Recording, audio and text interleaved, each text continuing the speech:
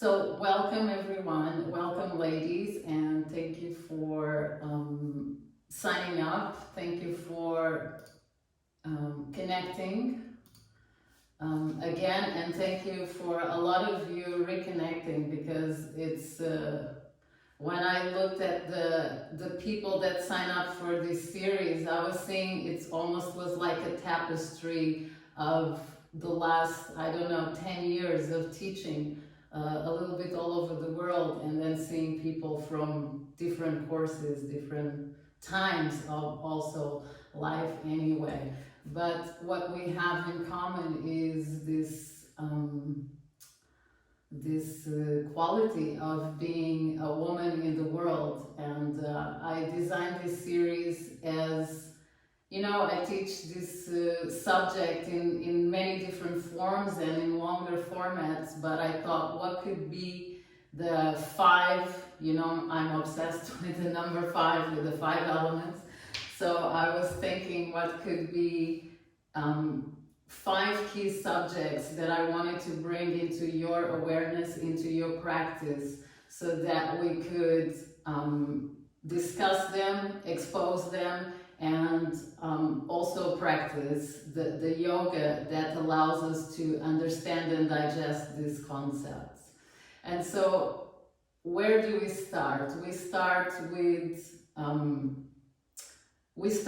rest, yeah, because rest is such an important aspect of our balance, independently, obviously, if we are a woman or a man, but in the case of a woman, the rest is so important because it allows us to regenerate, allows us to refill our cup. And so we as women, we are the energy that embraces, we are the energy that takes care, we are the energy that nourishes everything, and everything inside and everything outside of us. So in that way, for us to be able to do that, to be able to live in our essence of giving, in our essence of nourishing, we have to also be able to regenerate ourselves. We have to be able to nourish ourselves.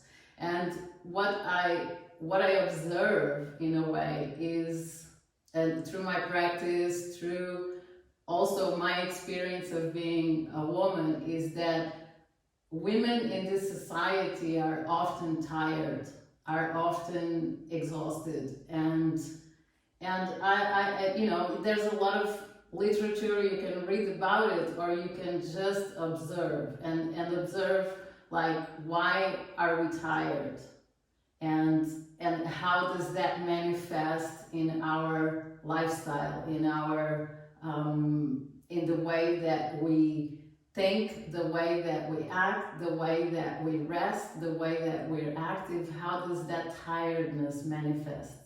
So the first class that we're doing, it's a yin practice, and it's a practice really to reset, to regenerate. You'll see, and if you practice with me before this yin practices, you know that the practices are really simple, but they're very effective because it has to do like the way that you do the practice. It doesn't have to be so complex or or elaborate. It can be really simple. And so one of the things that I want to bring into our awareness today and into our discussion here is the first question that I ask myself, and I ask for to the women that I work with in whatever context, is, why are we stressed?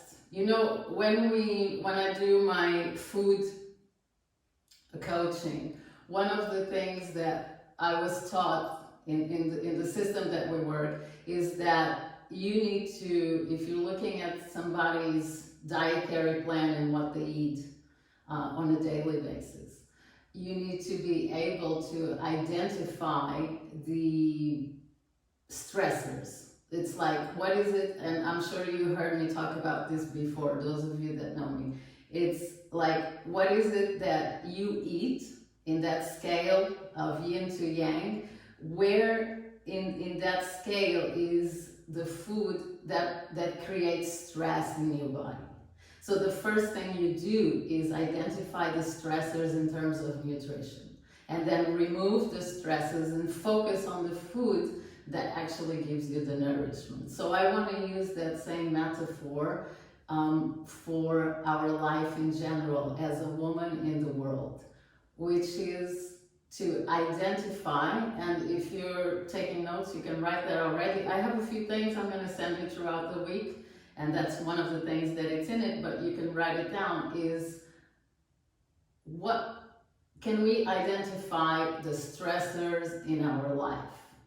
Like, I'm a woman in the world, I do what I do, and what is it that creates some kind of stress? And in stress, stress also is such a broad word, right? But stress has a physical manifestation, it has a mental manifestation and an emotional manifestation. As women, we get to express that stress in so many different ways. So we have to do self-reflection work to identify, where is the stressors in my life? Is it on a relationship? Is it on my lifestyle? Is it some people that I have around me? Is it in my job? Is it in the place, the physical space that I live? Is it in the food that I eat? Whatever it is, we need to identify where it is. So this requires some work of reflection, of self-inquiry, in order for us to realize where is that stress coming from, and why are we so stressed? Is that, and the other question that I find fundamental is that, is stress something that it's coming from the outside in, or is it something that I'm creating inside and then it's being manifested outside? So these are important questions that I feel that it's a great starting point of this journey of self-awareness and also of self-regulation. So one of the the negative effects of stress is that really disrupts our hormonal balance, which I'm sure it's an expression that you heard. Any time that we talk about women's health, we need to talk about hormonal balance, because as women we have, and this is like a major difference between men, not just energetic but even hormonally.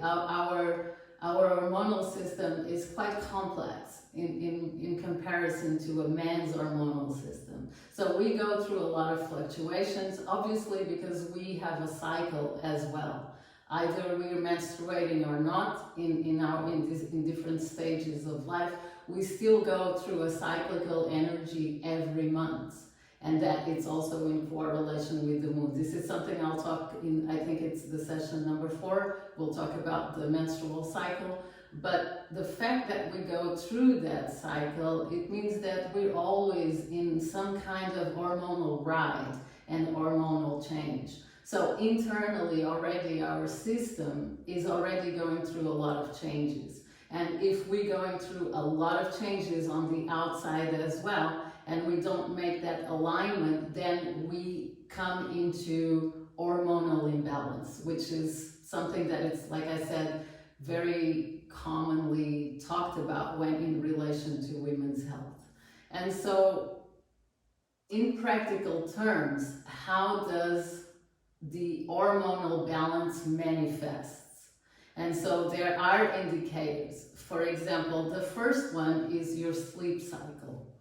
Like, if you can't sleep, have restless sleep, wake up several times in the middle of the night, and the most important, you wake up in the morning and you don't have the sense and the feeling that you rested, that's already an indication that there is a level of hormonal imbalance. Yeah? Then there is your appetite, like your appetite for food. Then there is your appetite for sex. Then there is your appetite for creativity as well, to create, to be innovative. Then there is like very physical symptoms, for example, shifts of weight, like very strong shifts of weight, shifts of mood, for example. It's like in the morning you wake up and you're feeling quite euphoric and happy in general, and then in the afternoon you're depressed and you're feeling not so connected to the world around you, and then in the next morning you're back into being euphoric again. So that already gives us an indication of a certain level of hormonal imbalance. And the hormonal system is quite complex, and obviously doctors will tell you that it's a very complex system, and it's also addressed somehow, like everything else, in a fragmented kind of way, in terms of, if you are missing an hormone, then you take a replacement of that hormone, and somehow that creates balance. And that is true to a certain extent, and that works to a certain extent, but it's also not that simple, because for the body to be in this state of balance, or in this state of homeostasis is like, if you know the concepts, for example, of yin and yang, or masculine and feminine, or any polar opposites of energy, it's when both of the energies, even they're opposite, they can coexist.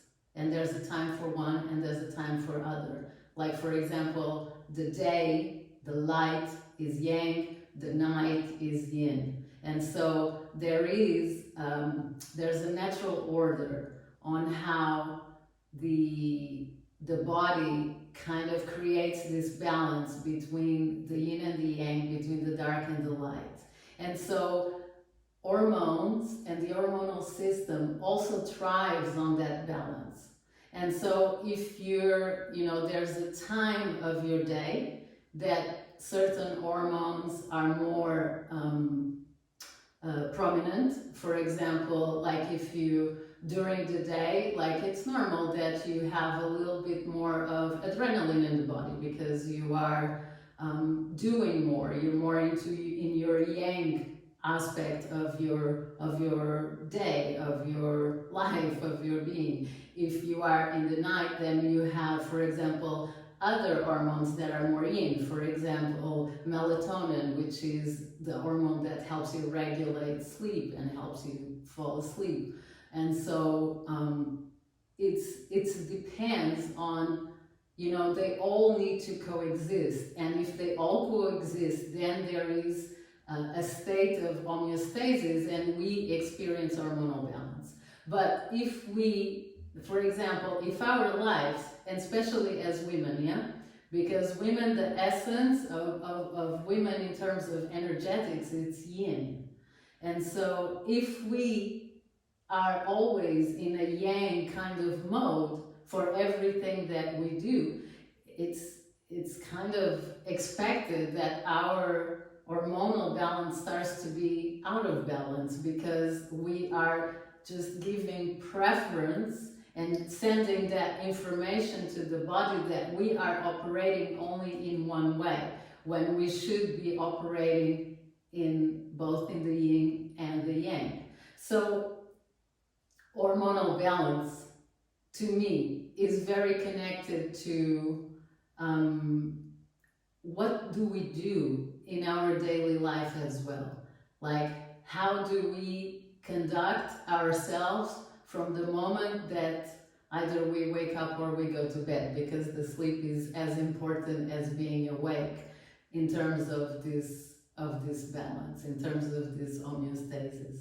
And so it's not as simple as, okay, I have less of that and then I'll take it. It's the same with supplements. You could be having let's say a lack of calcium in the body, and you just go and you take the calcium, but what about if your body cannot absorb it? Then you're taking the calcium for nothing. So it's kind of the same with the hormonal balance. You can take hormones, but if you don't correct that natural rhythm, because hormonal balance, like your hormones, they thrive on a certain order and alignment with the natural rhythm. And so in Ayurveda, they have this concept.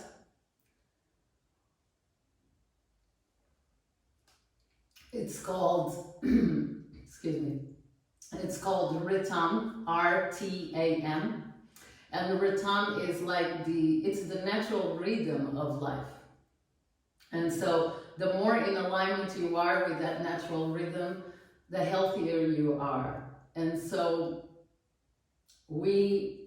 in order to create this hormonal balance, we need to create alignment with this natural rhythm of life.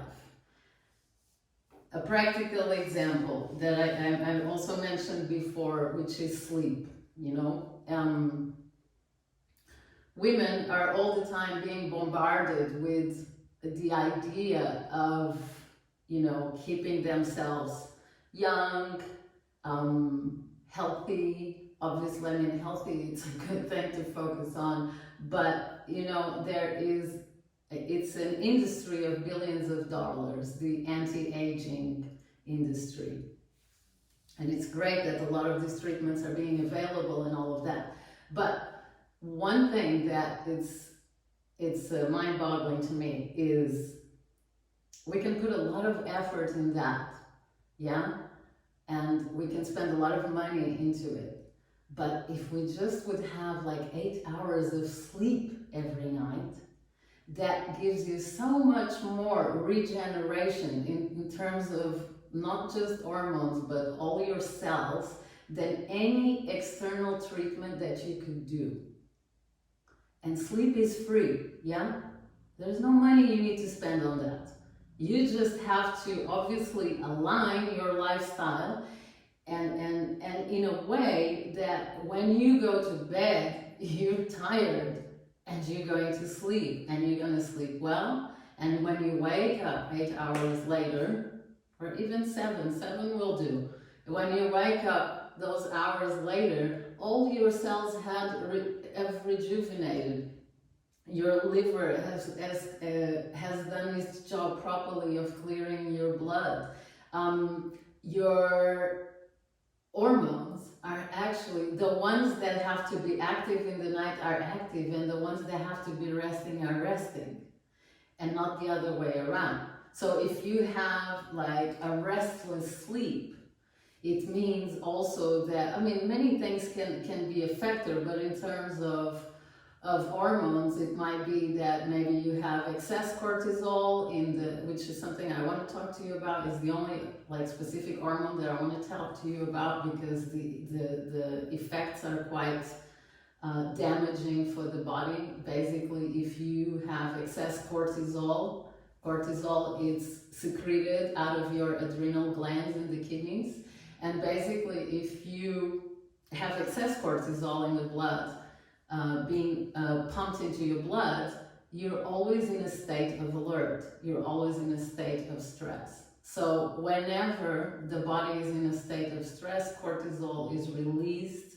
in order somehow to manage the effects of stress. But it just keeps, it basically makes your cells to get older faster. So it's something that we want to avoid, and so things that make cortisol being released more than it needs in the body are obviously a stressful lifestyle, when we overwork, when we overeat as well, and and when we lack sleep. So that combination of overworking, overeating, compensation, right? Overworking, overeating, lack of sleep. So that means high cortisol levels in the body. And that's what makes you old and tired.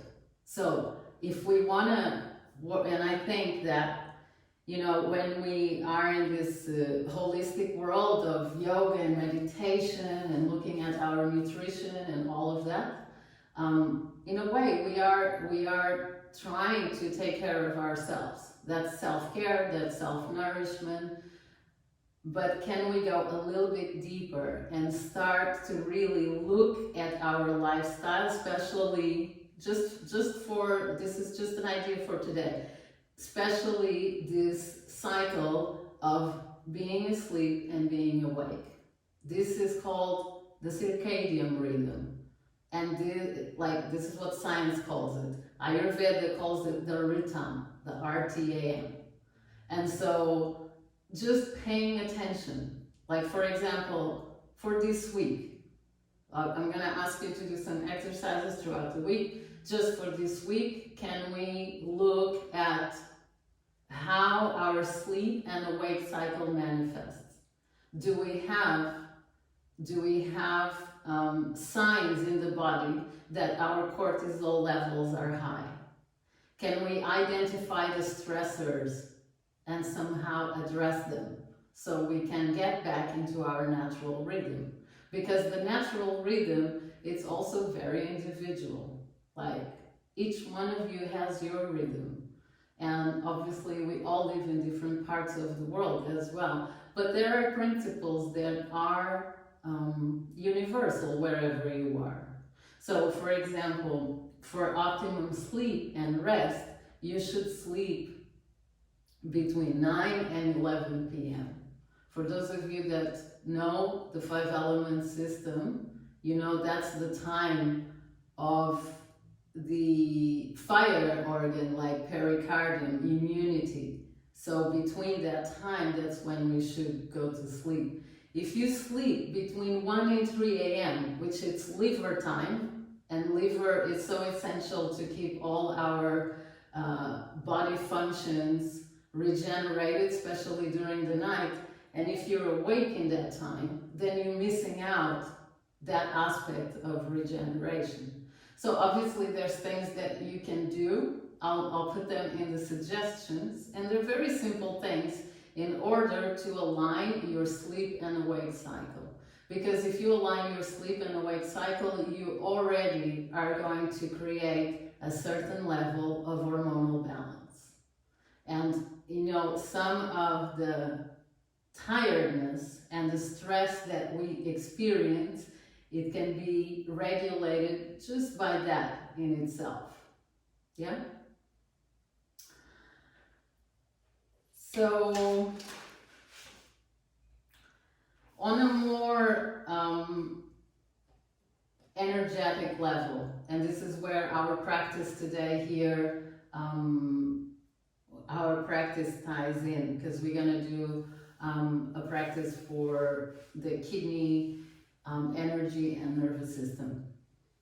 On a more energetic level, when we are addressing our hormonal balance, we are also, the hormonal system and the nervous system, they work together. If you have hormonal balance, most likely your nervous system is working optimally as well. And what does that mean? It means that, when you are outside and in life and interacting and doing things and taking care of your family and taking care of your affairs and your business and whatever it is, you are more on a sympathetic response to life.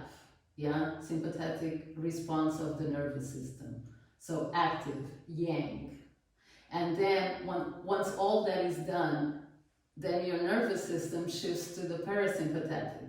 Parasympathetic all about rest and digest. So obviously if you are all the time in the yang response, then this parasympathetic doesn't have space. And so now we are out of balance again. There's no coexistence between the two. There's no coexistence between the yin and the yang. You're not giving space to the yin. So just prioritizing the yang. And somehow that is what's um, asked for, even celebrated in our society. The more you do, the more you achieve, you know, the better person you are, which has nothing to do with this balance that we're talking about and the coexistence of both. And there are times in life, obviously, we have to be more yang because it's also, it has to do with waves, right? Sometimes it's really busy here for a while and then you have to be in it, but then you have to find the other aspect as well. You have to find the regeneration and the yin. So for me, it would make a lot of sense to start this series with the yin practice so that we can start this little journey every week from a place of rest, from a place of regeneration, and then it's from here that we build everything else, and not the other way around. And so for now, I'm just going to give some minutes if any of you would like to make any question or have any insight from what I say, or there's something you want to clear. So let's just do that and open the space as well. Remember, you have to unlock your microphone in order to speak.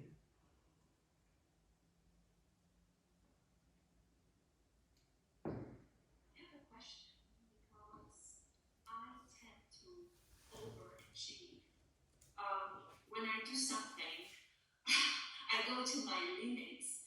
And even if I am being told, just rest, stop doing this, I cannot get out of this cycle. Yeah. I'm like crazy till I didn't finish. I do, I go, I run. And I don't know how to stop myself inside Yeah. of myself and rest. Well, I think that's a common experience to a lot of us as well. But the question is, how do you feel afterwards, you know? I feel exhausted. Right. So, as an experiment, I like to do things a lot like experiments. As an experiment, could you integrate a little bit of rest in between that?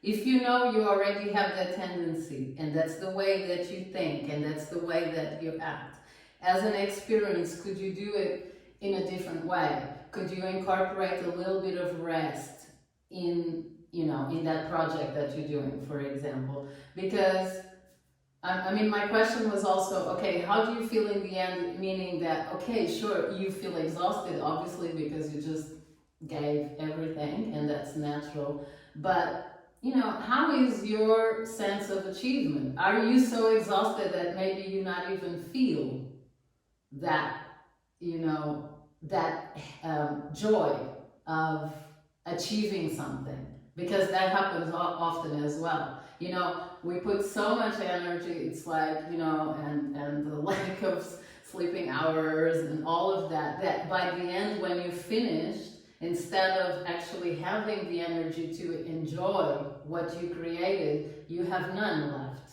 And then, so the next question is that worth it? It's, I don't know, you know, depends on what it is, but I feel like if it's something that it's really costing my, you know, in yoga we talk about prana, right? Prana being vital energy. In the end, if it costs me all my vital energy, is it worth it? Is that goal so important that, you know, can take that from me?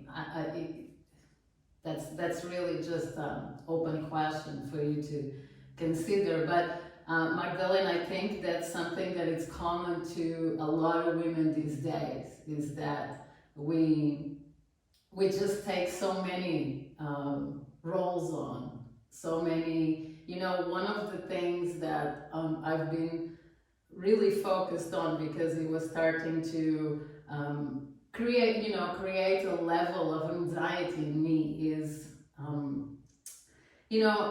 focusing on, and I think this is really a message for all of us, focusing on what you are, focusing on what you have, focusing on what you accomplished already, focusing on your knowledge, your skills, instead of focusing on what you are not, what you don't have, on the skills that you do not possess, on the things that you have not experienced.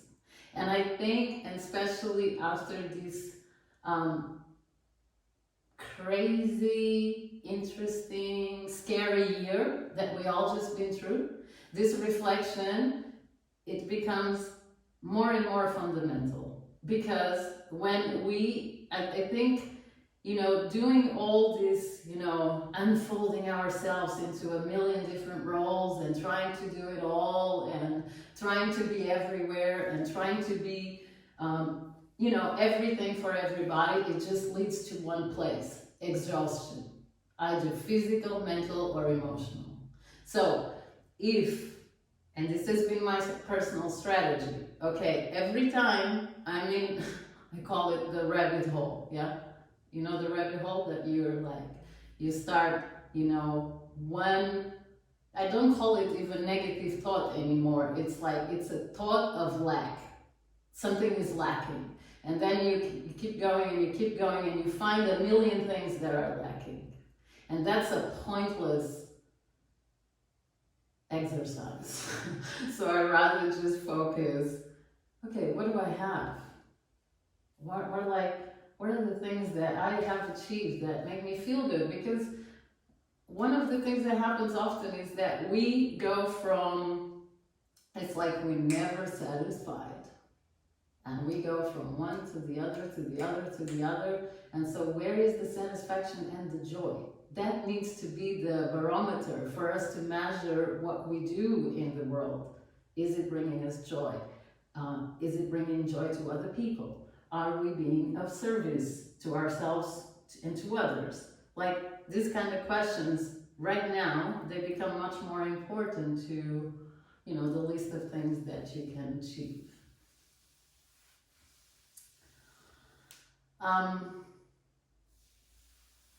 This is a really interesting topic. And there's lots for us to kind of unfold in this next series. I just want to leave you with this idea, of that your internal balance, which can also be called hormonal balance, but your internal balance, it requires you to first identify what is creating you stress. Where is your stressors in the list? Yeah? And then once you identify that on all those areas that I talked about, from environmental to relation to food to internal or external, once you identify that, then you can actually move on to what you need to do. And for this week, you're going to focus on this sleep cycle, sleep-awake cycle. And I'm going to send you a bunch of material I have of little things that you can do on the daily that help you, when you get to the nighttime, that you're actually tired enough to go to sleep. And then reflect also, how do you awake in the next day? So this is how we're going to create this certain internal balance or hormonal balance, whatever we want to call it. And then I'm going to move on. Sophia. Yes. Sorry to interrupt. Can I ask you a question? Yeah. I don't know if you can relate to this, but sometimes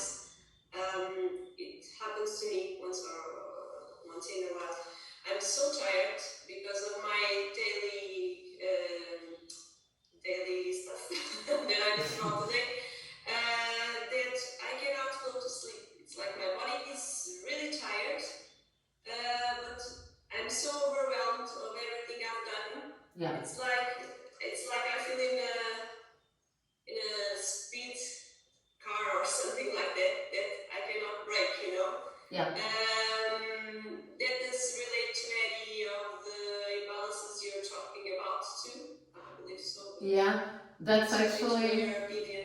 Yeah, that's one of the signs, for example, on a hormonal level of excess cortisol in the body.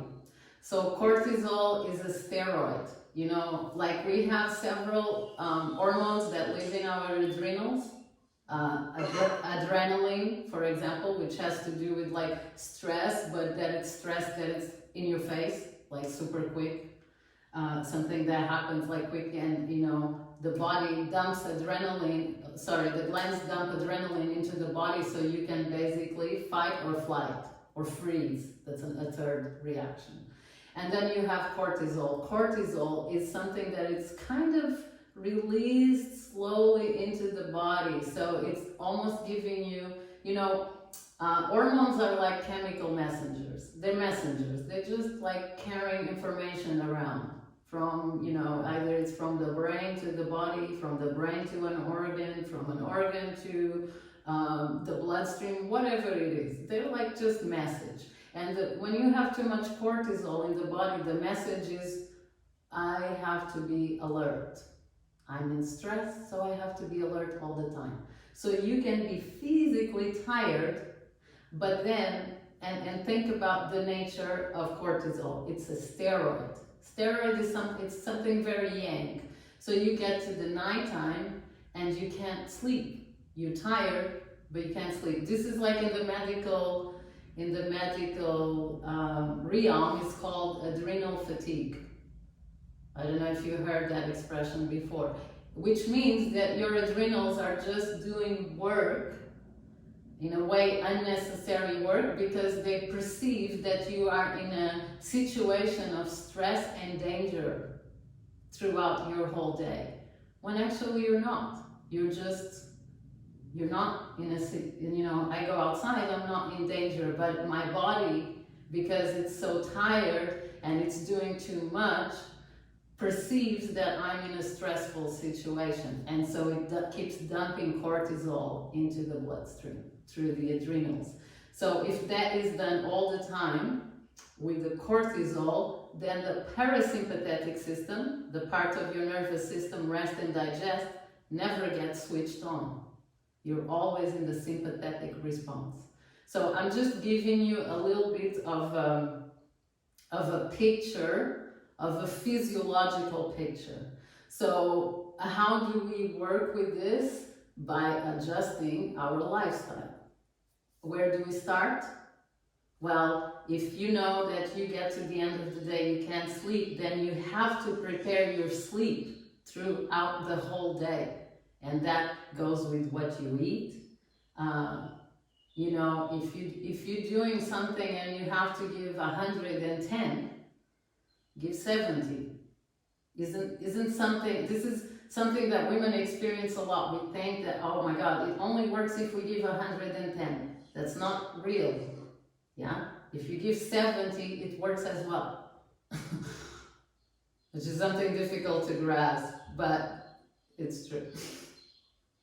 Okay, so in your opinion, what I'm going to ask is, usually there are things that we cannot come out of. We really need to do that day. We know we're going to be in a lot of stress, and there's no point of coming out of that. You know, you need to do that. You need to do that thing that day, and it's going to be a very busy day, whether you like it or not.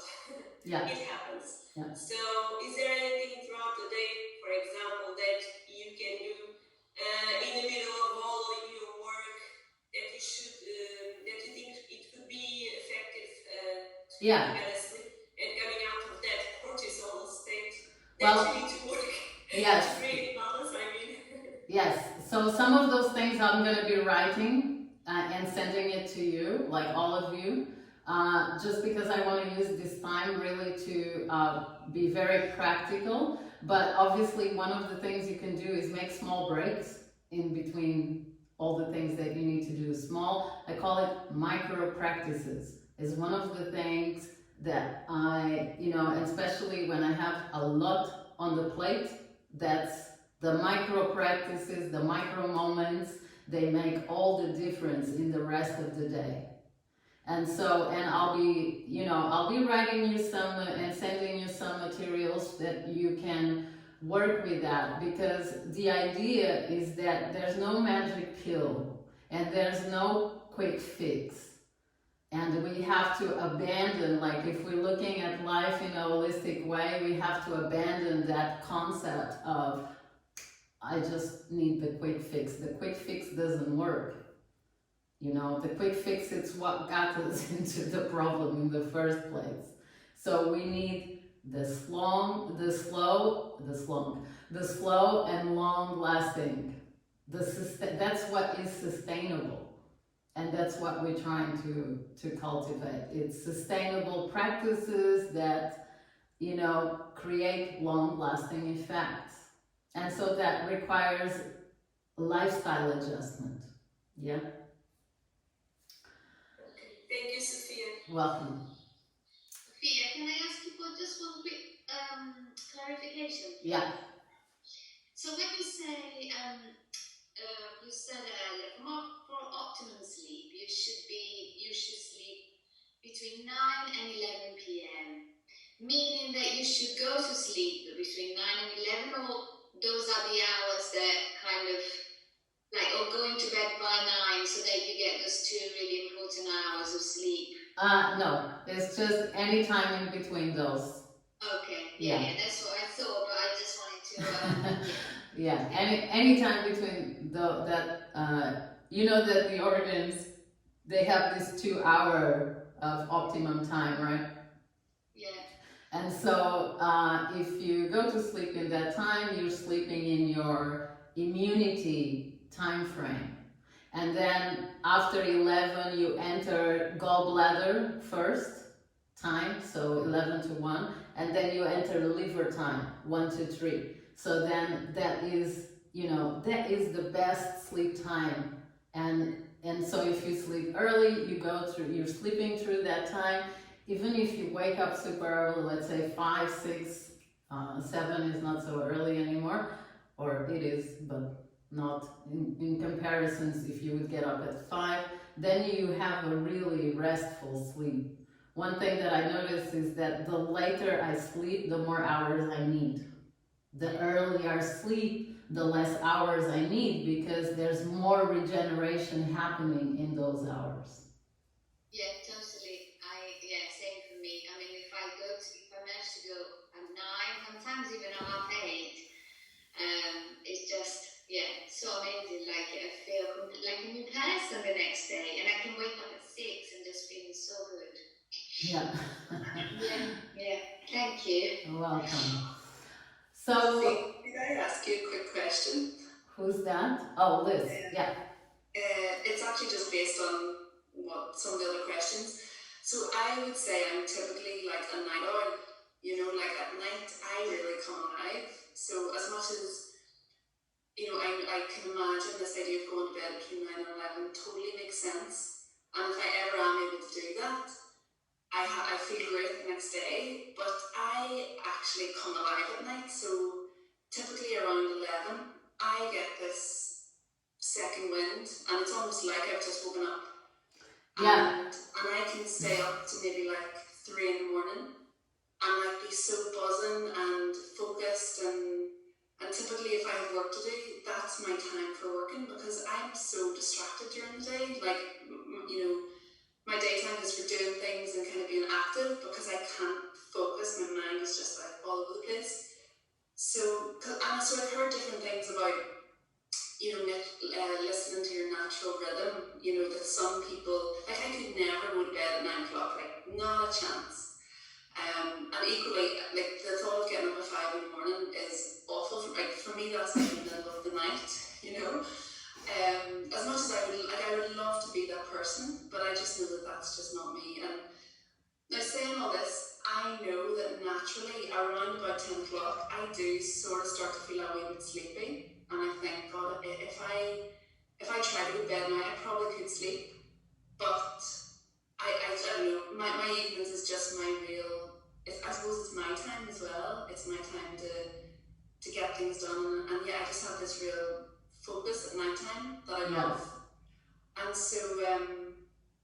don't have the option at the minute of sleeping late, you know, so I still have to get up early in the morning, so I know that that's not working. You know, I can't stay up late Yeah, because I still have to get up at like 7 or 8 or whatever. yeah. So I'm just wondering how to manage that balance of, or is it a case of resetting, you know, what I've now got in my head that I'm an adult, you know, so that's just me.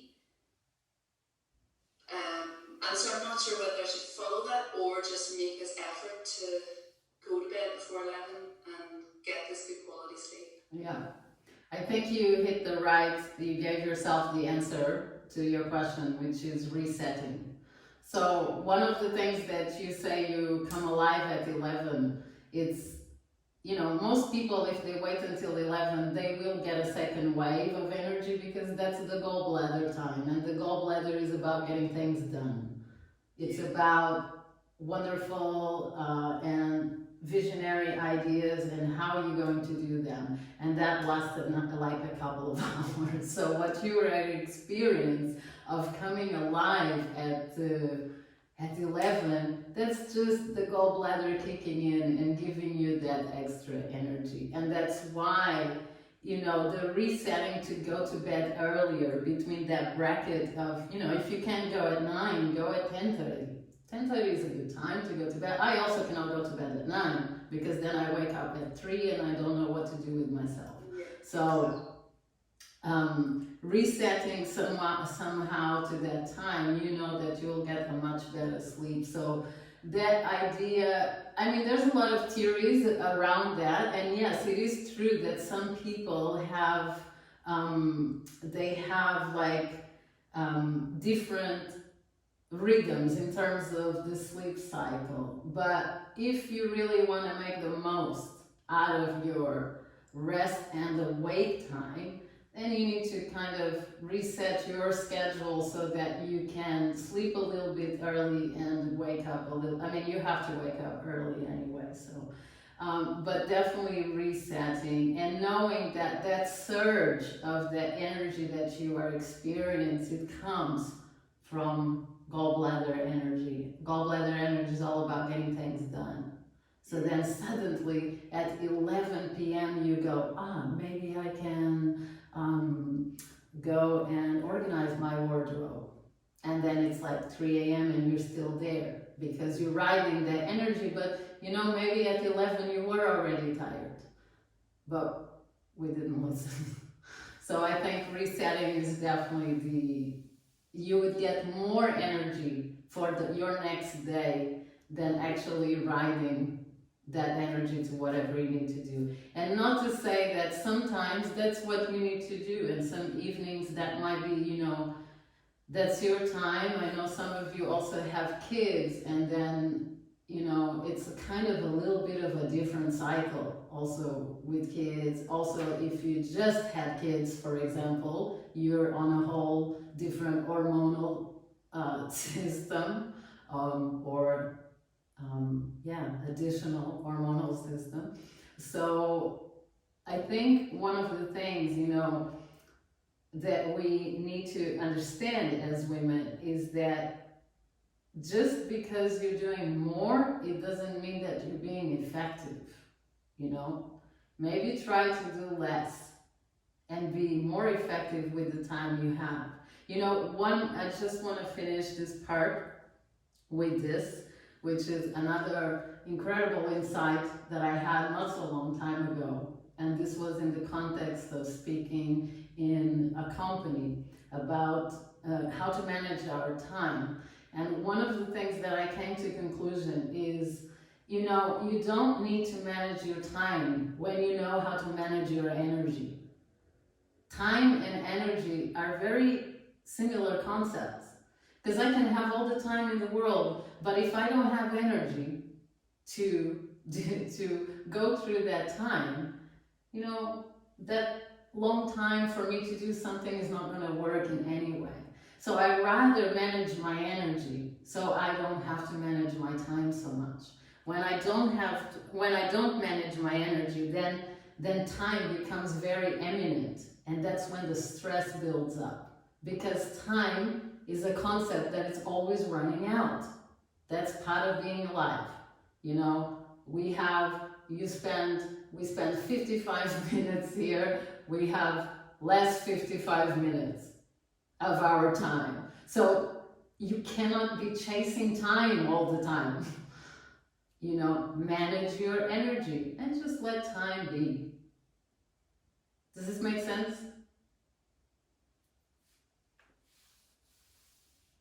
Just say yes or no. if that somehow makes sense to you.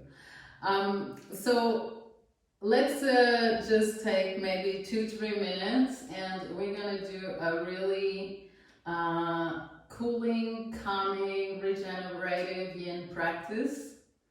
We're gonna work, for those of you that are familiar with the meridian system, we're going to work with the kidney meridian, with the urinary bladder meridian, and the practice is really around that in order to create that level of balance and that calmness of the nervous system. Because when you're calm, you also, again, you perceive time in a whole different way, in a whole different frame.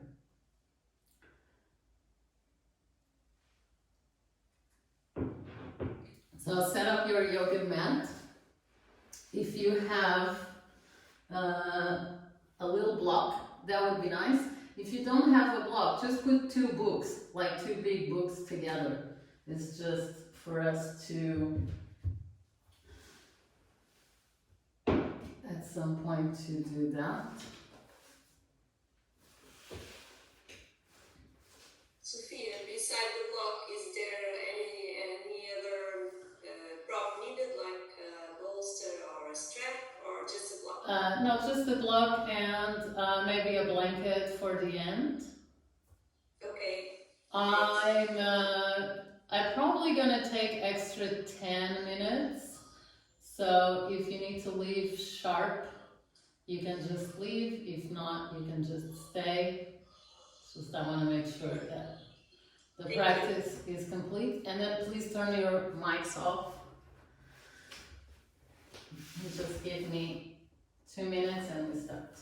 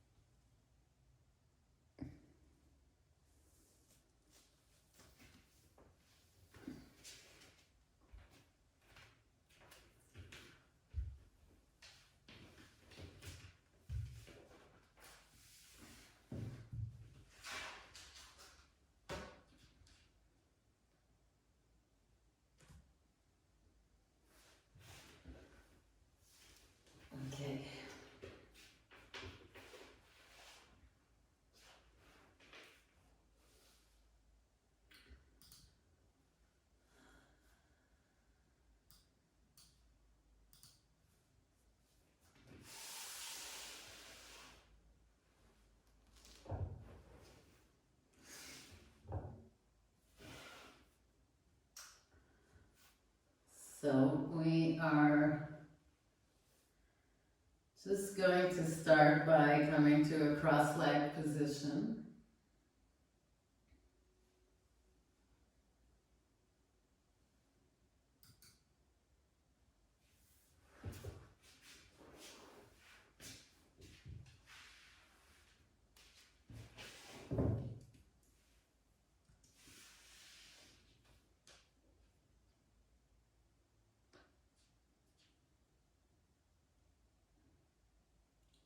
I just have to say, it's so nice to see you all.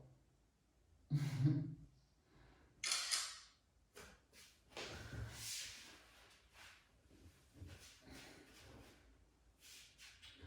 miss teaching people live, but I'm happy of the possibility of doing this as well. It's an interesting time we are living where all of this is possible. So coming to that sitting position, and let's tune into our natural rhythm of the breath.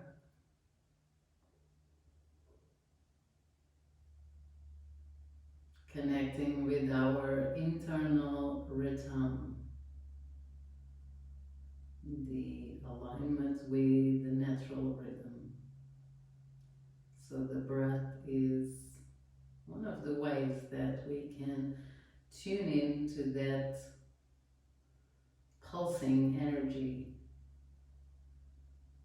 It's the energy of nature, and as we are part of nature, we get to tune into it through the breath.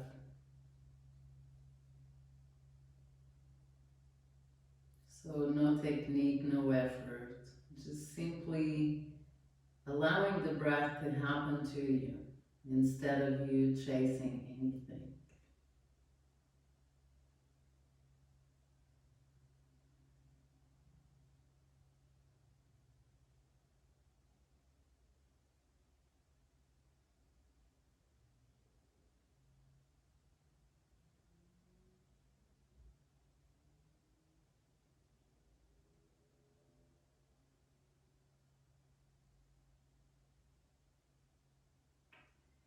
And then we bring the hands in front of the heart.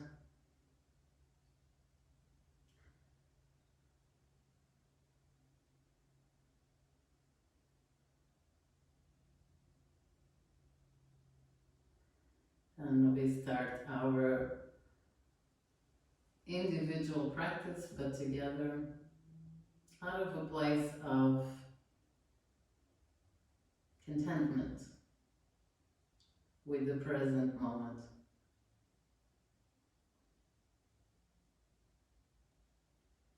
Where you are, how you feel, independently of how you feel. Just bring that energy of acceptance and contentment of this moment.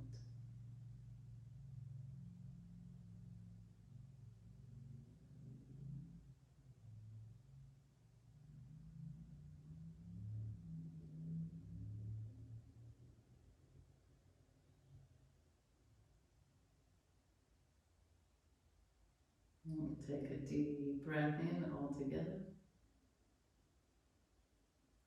And we open the mouth and exhale. Again, breathe in all together. Open your mouth and exhale. One more time, breathe in all together. Open your mouth and exhale. So you can do this anytime during the practice, where we breathe in through the nose and exhale through the mouth. It's a way of releasing also anything that does not belong in the body.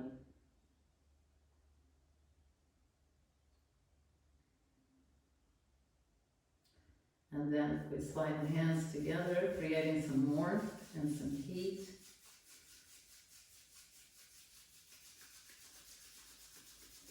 And once you feel the warmth in the palms of your hands, you're going to bring your hands to the back, right on top of your kidneys. So the kidneys are right below the rib cage. Place your hands in there, fingers facing down, and feel that warmth, feel that energy, feel that tissue in your back.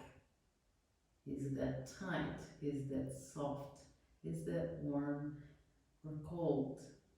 Is it tingling, or does it feel unanimated? Just look for qualities.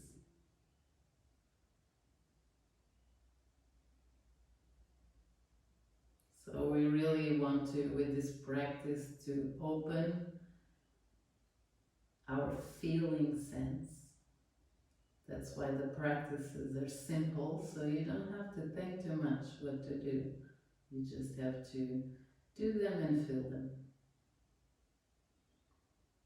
And then slowly bring the hands down through the legs. And then you're going to lay down on your belly.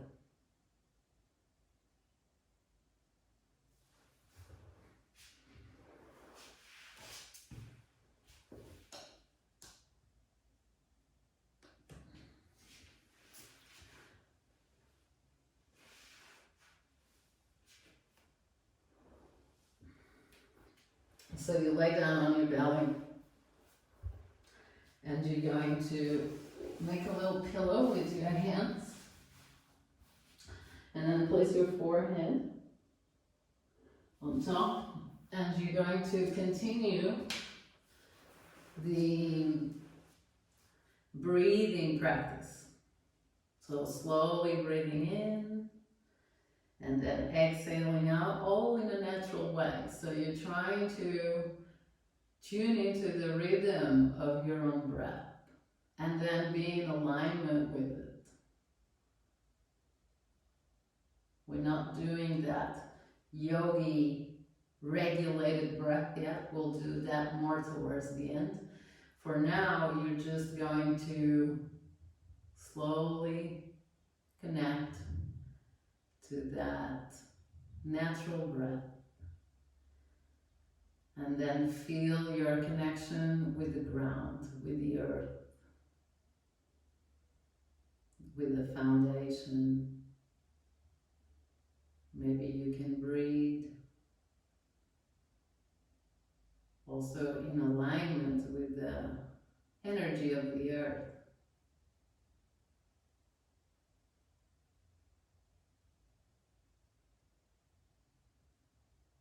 Well, let's just observe some cycles of the breath with it.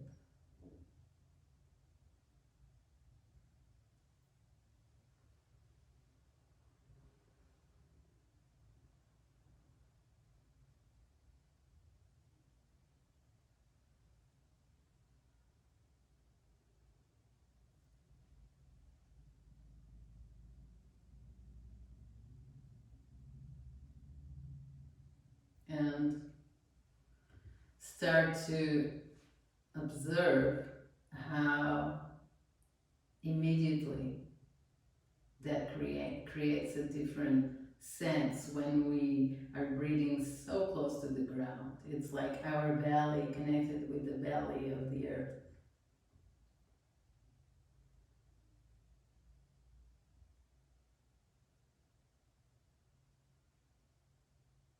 And is there a sense already of rest that comes into your body, or is it the sense of restlessness? Because when we stop, we also realize how fast our rhythm has been moving. So whatever experience that you're having at the moment, just be fully immersed with it. This is your practice. This is your self-practice. How you feel is everything. you need to know with this kind of practice.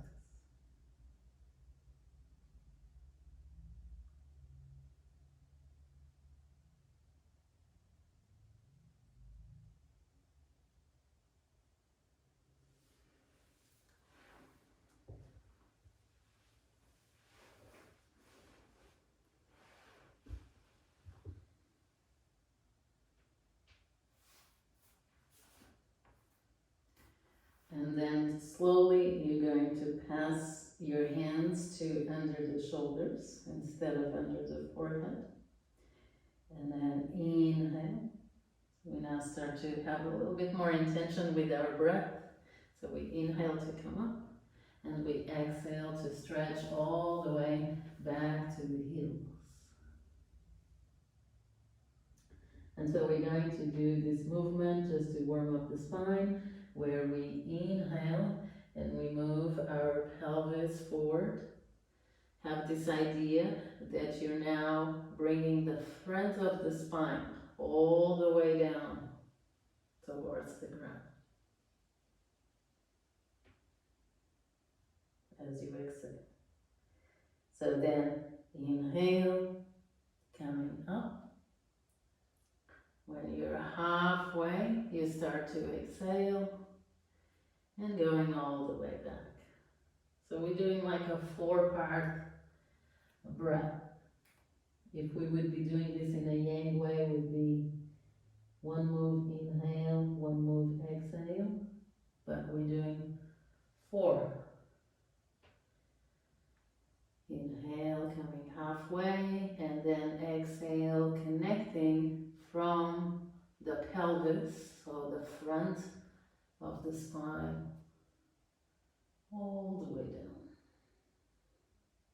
So it's like you're peeling on and off the spine from the ground. So your spine is the home of your nervous system. Your kidneys are like the extra rooms.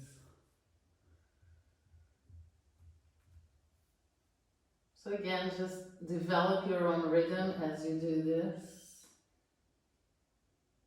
Just warming up the spine and the lower back.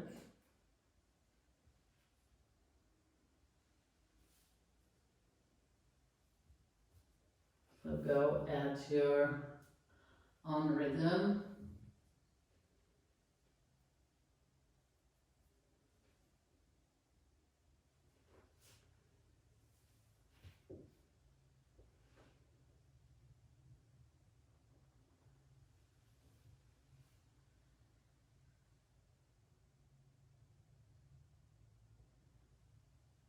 And what's important is that you're tuning in the breath with the movement. So, if you want to know a very effective way of slowing down the nervous system or connecting with that parasympathetic response, is to definitely connect breath and movement together, especially this kind of continuous, slow movement connected with the breath.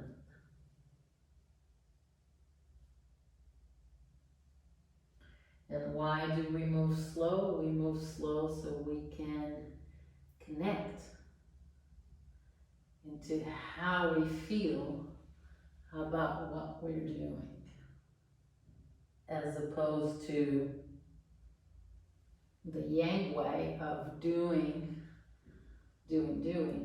without feeling, without being connected. So just a few more rounds.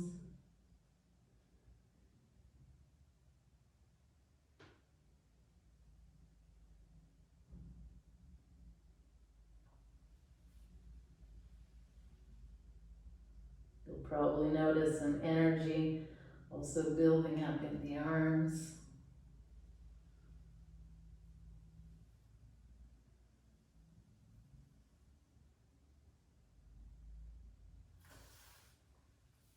And just another couple of rounds.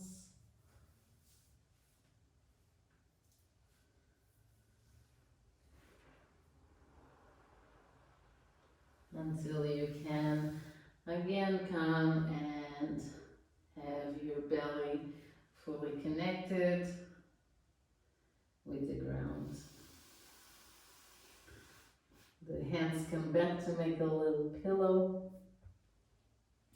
And this time the legs are parallel to each other. So not fully together, just a little hip distance apart. And then you bend your left knee and get a hold of the back of the ankle, the side.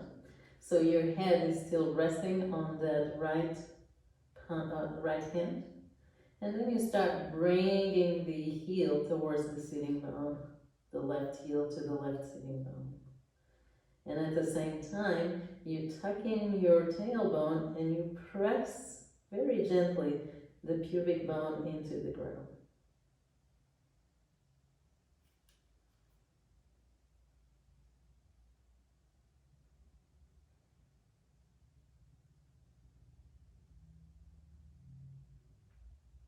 And then also watch the difference between doing that tuck of the tailbone or not doing the tuck, letting it relax. And see how does that changes your experience of the pose.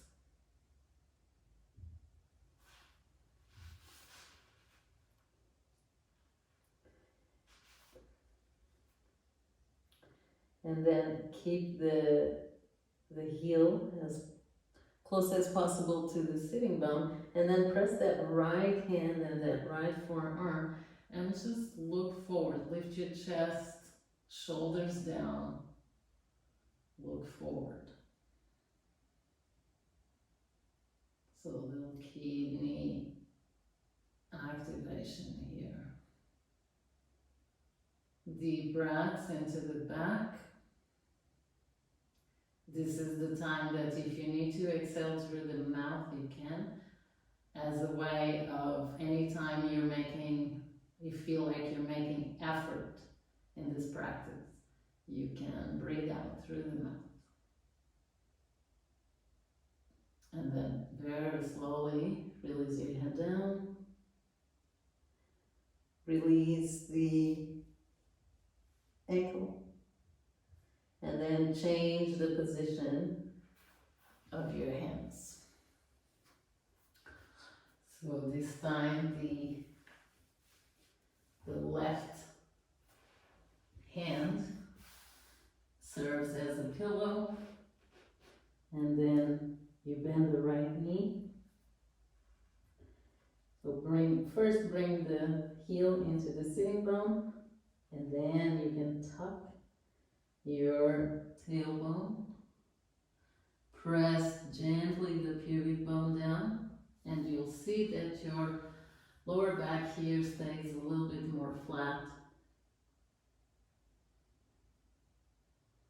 And so first we're just feeling the pose in the lower part of the body, or we can say also in the lower part of the meridians.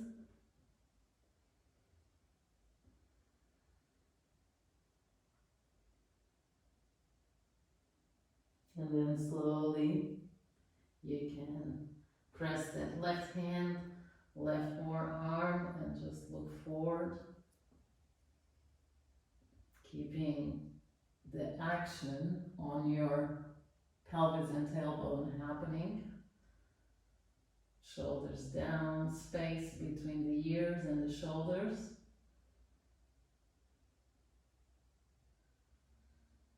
Feeling if there's any effort coming into the body from doing this, open your mouth and exhale, release that effort.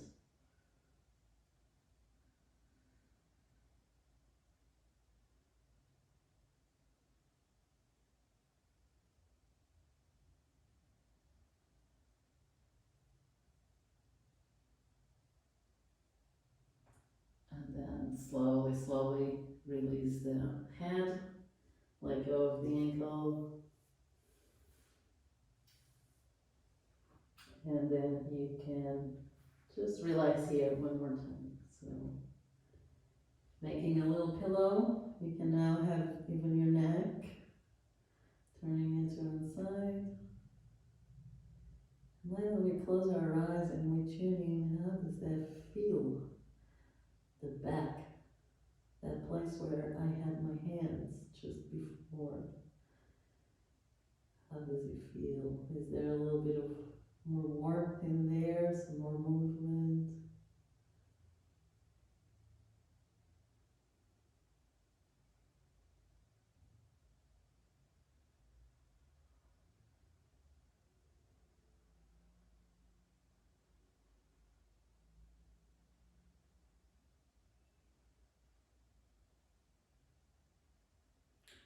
And then slowly open up your eyes, and you can just, from here, just turn around and lie down on your back.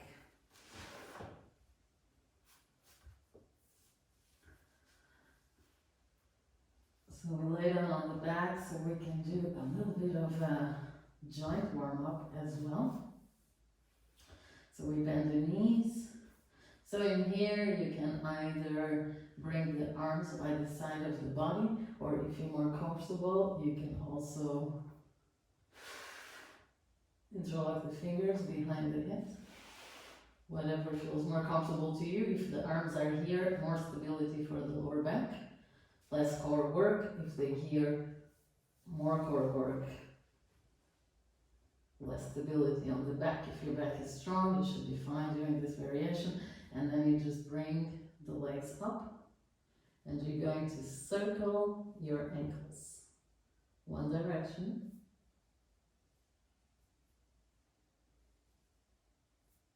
And then another direction. So for a lot of women, one of the ways that we see stress being manifested in the body is by water retention, yeah? And water retention happens mostly on the lower, either the lower part of the body, so a lot of times in the legs and the ankles, and also in the belly. So reversing that direction is great. So now we're here doing a little bit more dynamic because we're warming up joints, but a micro practice you can do throughout your day is just lie down, put your legs up the wall, relax for 5 minutes. That's it.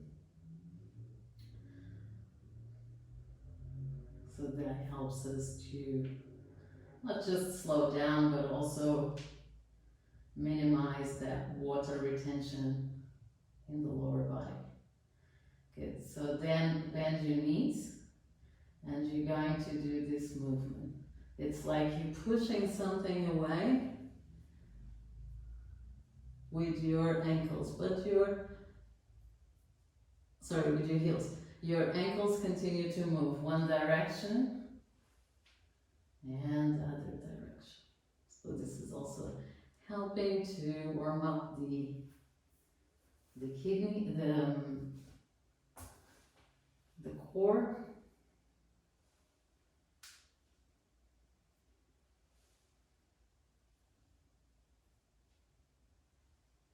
Okay.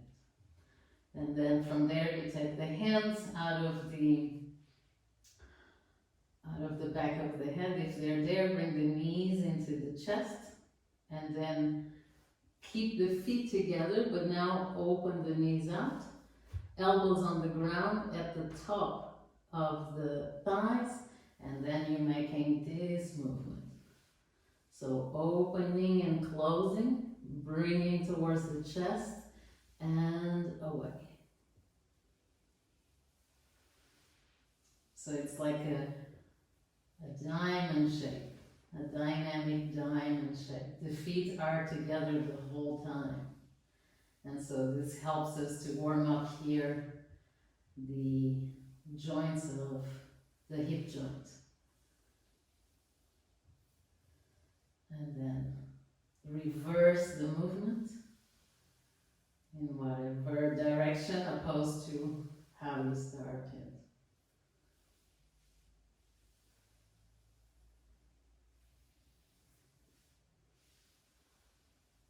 So the constant thing here is that the elbows are always on the ground and the toes, the big toes are always together.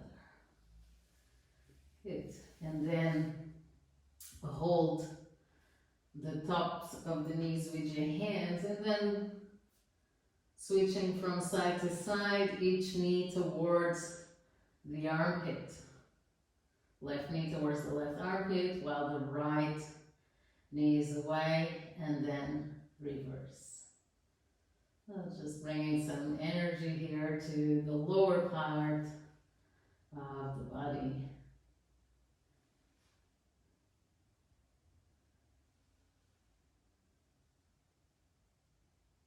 Good. And then one more time, we inhale, we stretch the legs all the way up. This time just staying still, arms by the side of the body. Toes towards the heels up, opening the back of the legs. So where the urinary bladder meridian is.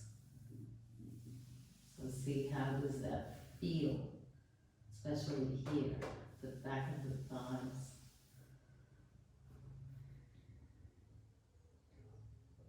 Again, if this brings any effort in the practice, open your mouth to exhale.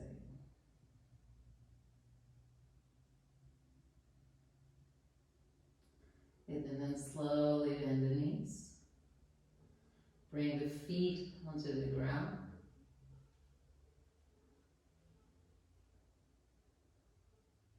And relax. You can have the knees together, feet apart here just for a moment. And again, assessing how you feel and assessing the change.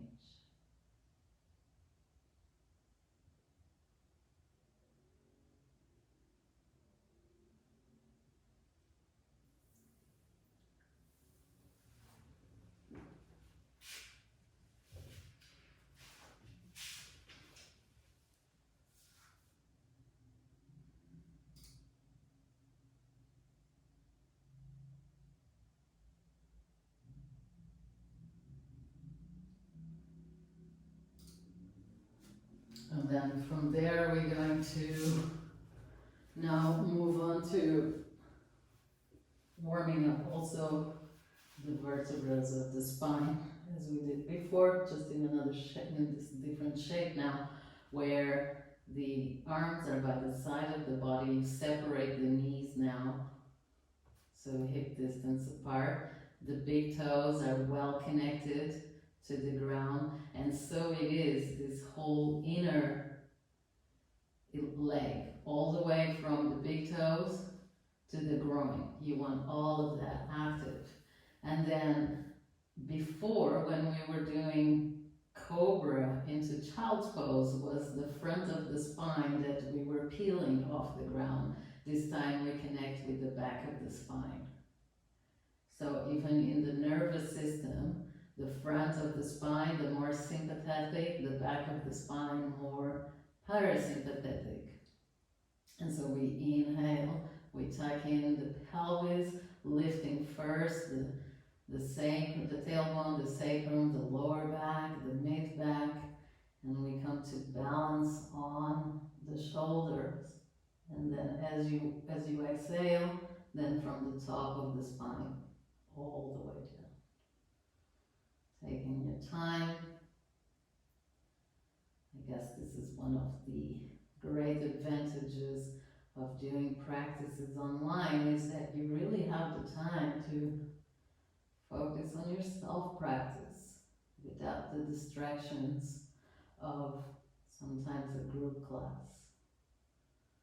So just listen to my voice, but guide yourself into your own practice, if that makes sense.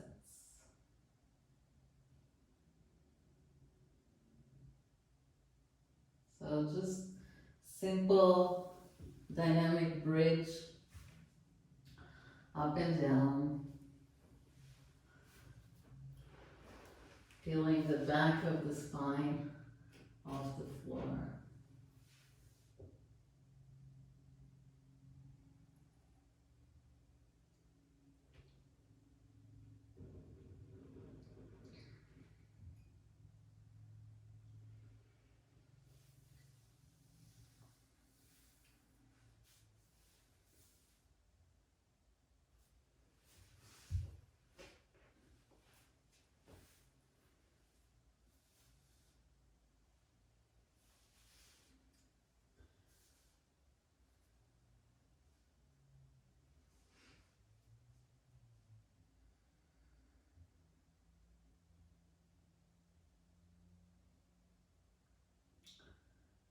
And then next time you inhale and your pelvis is up, you bring with your arms by the side of the body, you're going to bring the thumb and the index fingers together. And you just hold the position there. So again, having your whole inner body, so the big toes, inner legs, all the way into the groin being active. So that maybe the outer hip can relax as well.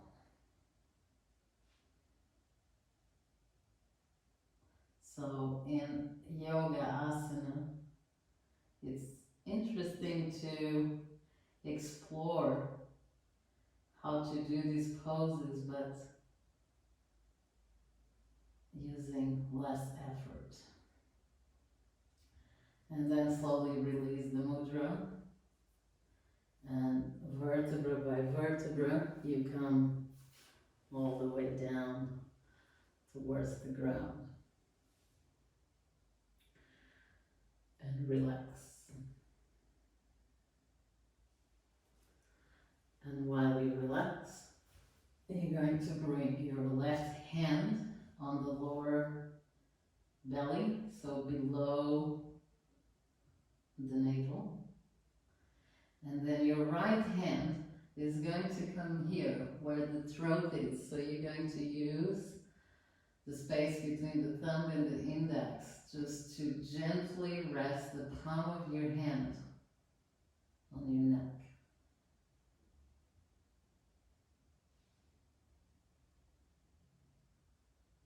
You're going to make your hands really soft.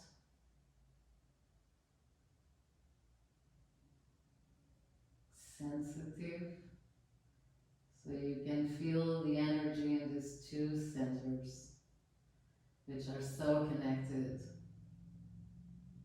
As the womb is the seed of creativity, and the throat represents the expression of that same seed, of that same creativity.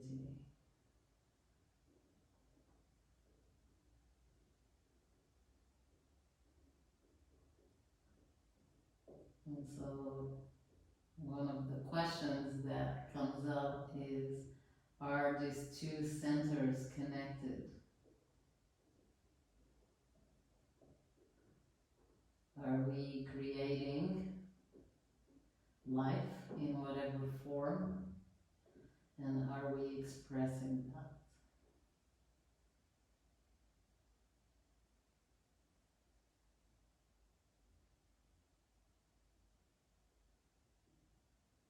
And then slowly and slowly release the hands. And then turn into one of your sides. And then slowly come into a sitting position.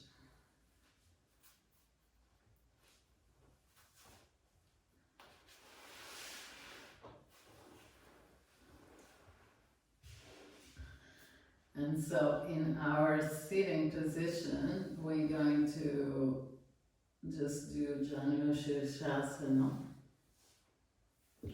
We'll do two variations of the pose. So the left leg is extended and the right one is open out to the side. We're going to make this, because we're moving towards then a final pose, let's do a little adjustment with Janu Shirshasana. Normally we have the heel close to the pelvis and the groin. We're just going to move the foot a little bit down so it's more in alignment with the inner knee rather than the groin.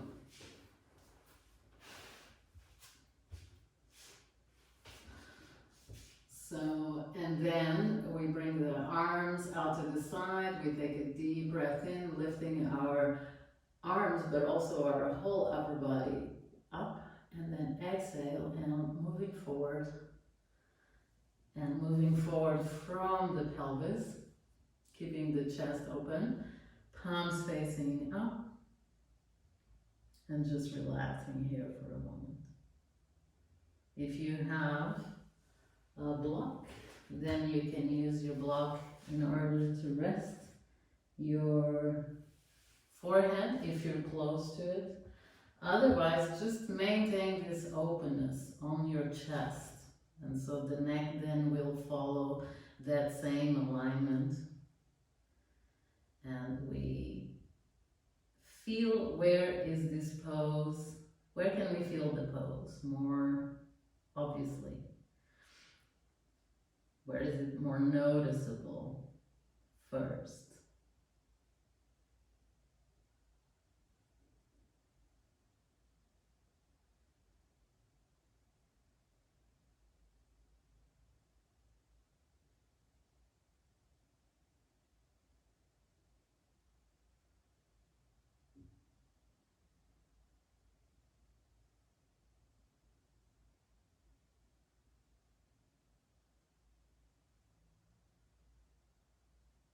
And while you are in the pose, let's go back to that awareness of the kidney area. So all the way from the top of the lower back to the bottom of the rib cage. How do we feel that the tissue around there?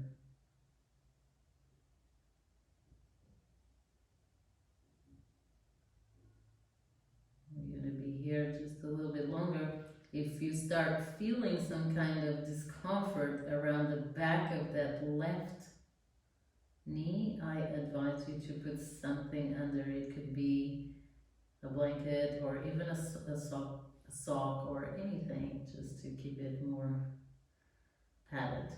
Otherwise, just if you don't feel discomfort, just enjoy the pose. We have minimum alignment in this left leg, meaning that the leg is not completely relaxed, but also it's not fully engaged either. So where's the balance between those two opposite forces? It's the same question we ask in terms of hormonal balance. What balances us?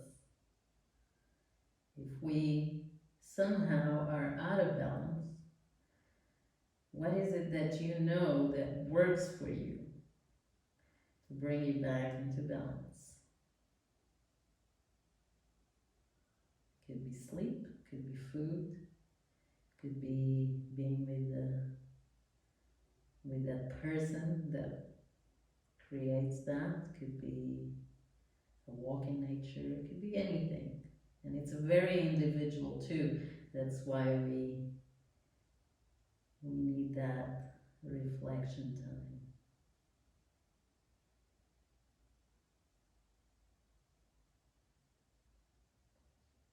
And then very slowly and gently and gentle, just unfold your spine all the way up. We're going to continue with that left leg extended. Just this time we're going to turn the torso towards the right knee. So turn as much as possible and then lift your right arm all the way up and then let the body fold sideways towards that left leg. You can use the left palm to create some stability here for your neck, and bend that right elbow and let the arm relax at the back of your head.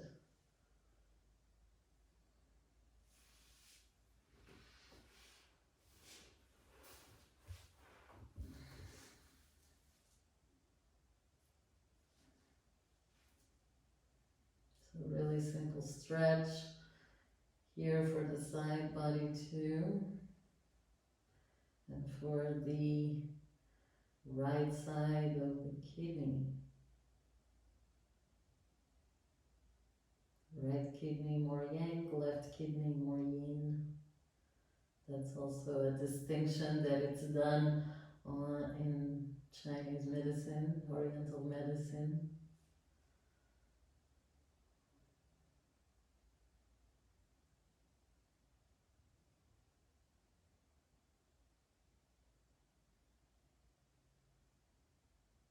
So one of the energies that are characteristic of the kidneys is the ability to move forward in life, which is interesting because that's why they need regeneration. They need rest, because in order for us to move forward, we need to move forward with a full cup, not an empty cup.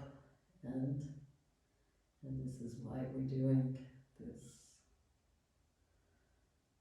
And then slowly, let's inhale, coming back up. Bringing this time the hands, both of the hands to the back.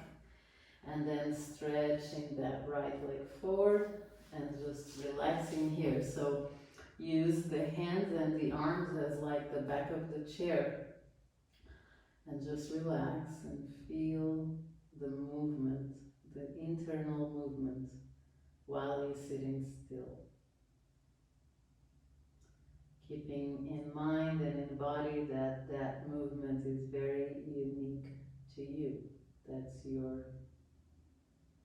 That's how energy moves inside your body. So you're just being a witness to that.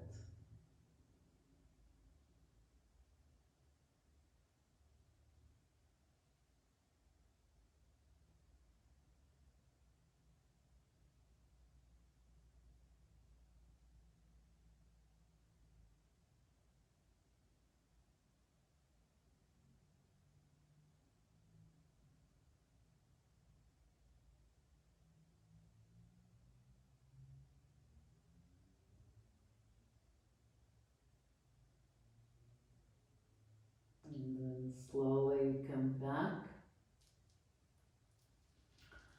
And when you come back, you're going to then rearrange the left foot in line with the inner right knee. And then we move into this variation of Janushirshasana, so arms by the side of the body. Pressing, you can press the fingertips down, even press the fingertips down and lift yourself up, but keeping the sitting bones down, and then lifting the arms with the inhalation and the whole upper body, and then exhale and relax all the way down. Keeping the chest open, minimizing the effort, and being more in the flow of your own breath. So you can be in the flow while you're still, if that makes sense. But it's more like an internal flow, and you, as a conscious, aware woman, are just witnessing that, paying attention to it.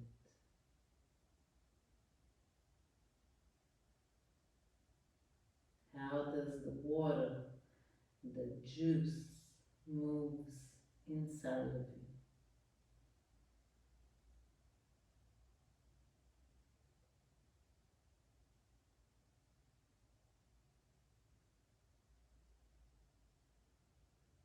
you? Use the props if you need for your neck.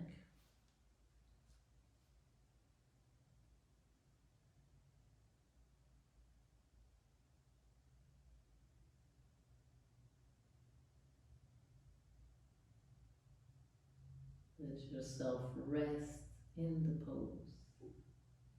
Nothing to do.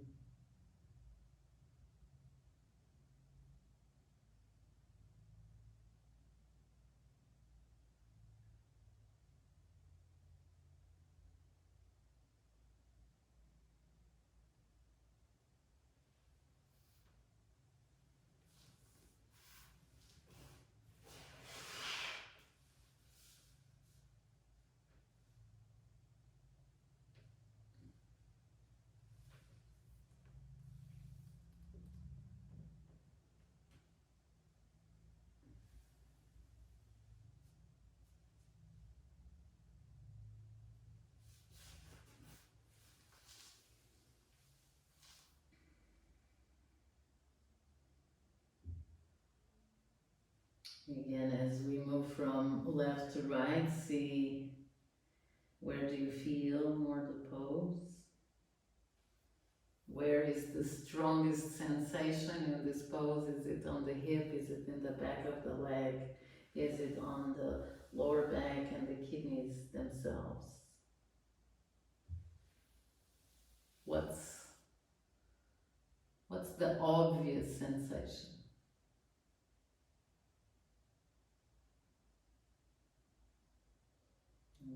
Last few breaths in the pose.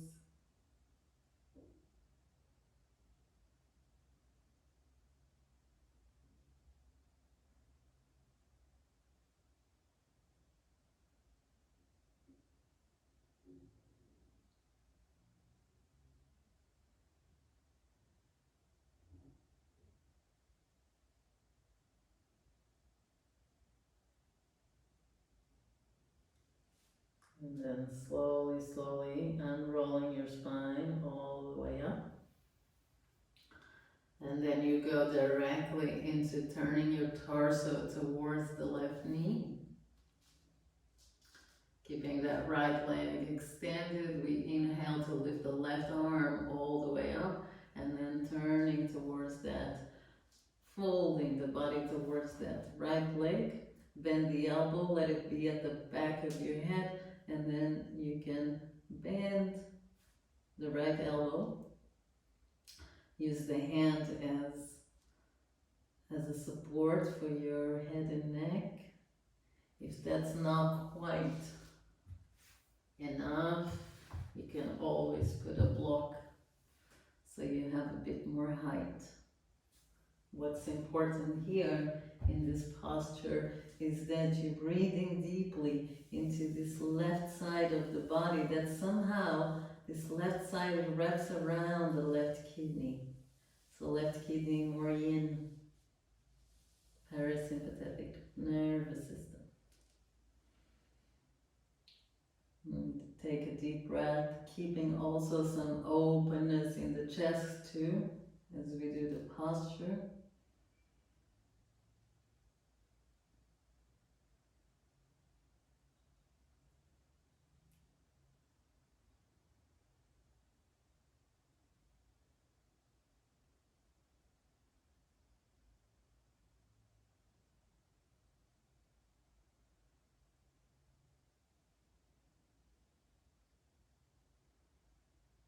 See if you need to exhale through the mouth as you're doing that, last few breaths. Again, all depending if there's any level of, well, there's always some level, but if there's too much effort in maintaining yourself in the pose. So last two breaths, take a deep breath into also the chest, the lungs open, rotate, and then exhale, relax. And the next time you inhale, you bring yourself, stretch that left arm all the way up, and then bring the arm to the back.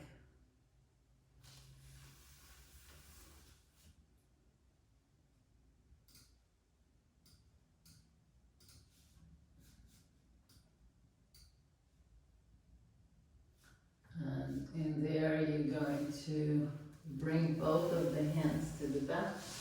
This time you can spread the legs a little bit wider, and again the arms are like a little back of the chair.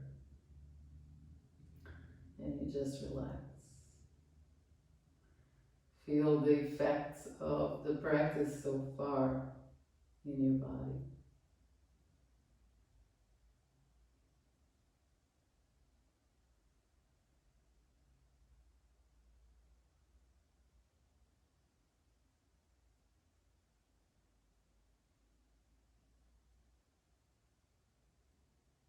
Let everything go.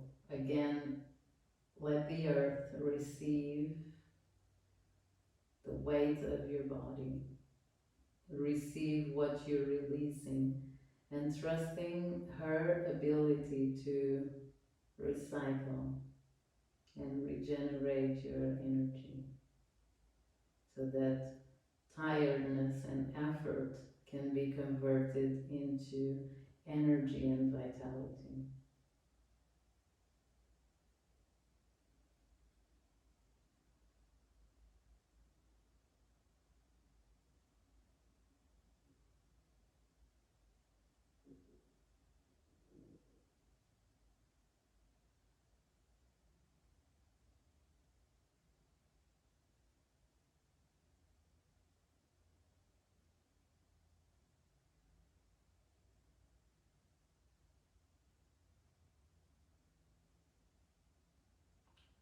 And then slowly come back.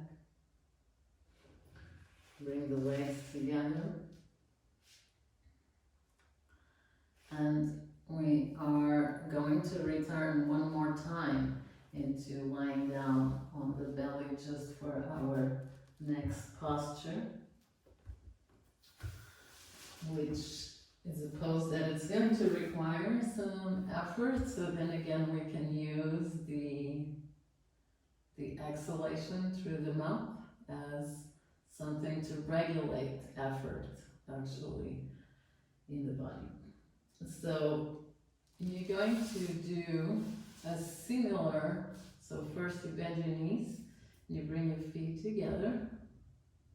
So in the women's health curriculum of poses, this is definitely one that is very, very good. Helps to open the pelvis but ground at the same time, as it gives the kidneys a nice boosting energy. So we bring the hands, forehand on the ground, and we bring the hands under the shoulders, and then we drop as much as possible the feet towards the ground. So don't push, just let wherever your legs stop, just hold it there, and then from there you inhale and you lift. Again, only until as much as you can go. Hug the elbows in, look forward, shoulders down. Just 5 breaths here. Warmth being built up in your lower back. Pelvis being grounded.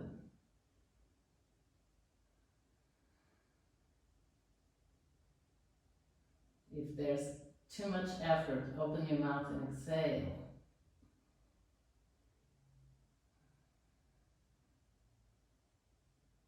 And then slowly, slowly release, separate the legs.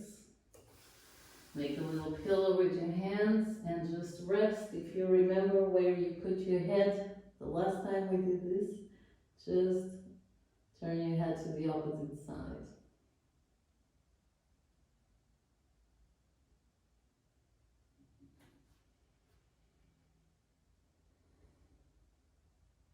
And now feel that activation there in the lower back.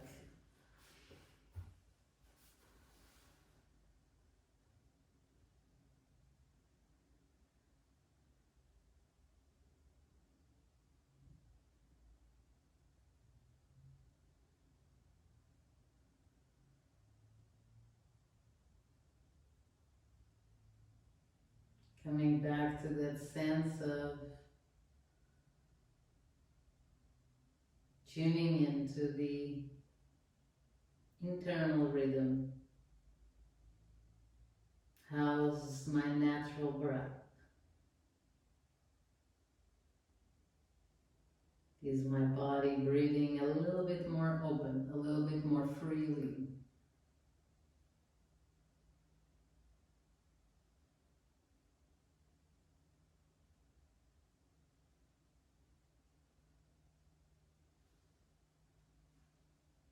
And then when you're ready, you turn again towards the back. You're gonna need your little block for this last part of the sequence. If you don't have a block, again, The books also work as long as they're big and steady. And so we're going to come back to the bridge pose, where we're going to put the block under the sacrum. Now, we can either put the block like this, medium height, or like this, the high.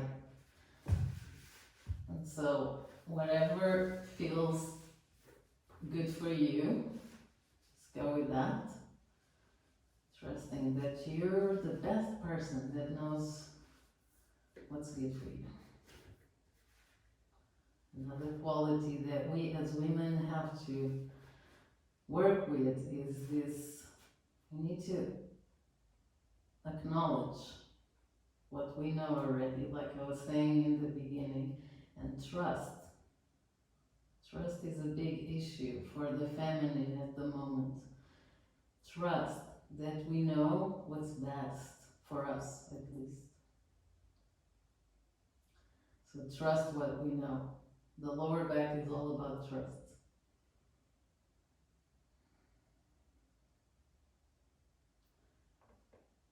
So, and then from here, you're going to connect to that inner left big toe, inner leg, and then stretch the right leg all the way up. And then slowly, slowly. So if you're doing on the high block, this might be a bit challenging, so I would just advise you to keep this left leg bent. But if you're doing the medium, then you can stretch that left leg towards the end of your mat and the right leg up. So it gives you a little back bend action here for your lower back.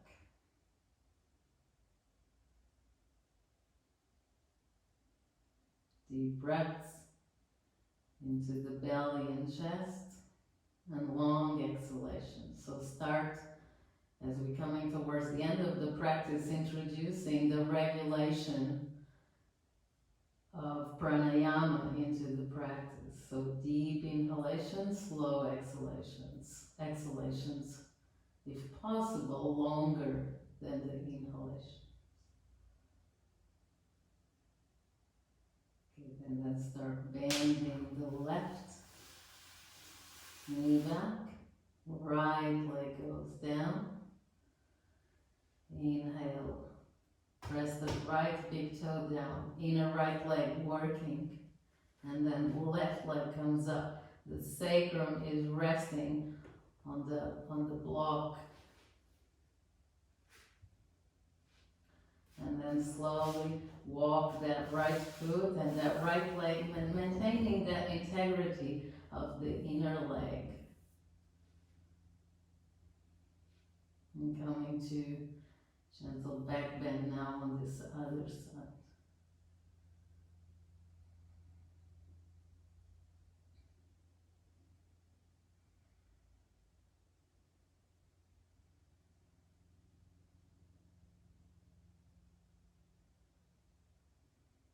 Deep breaths.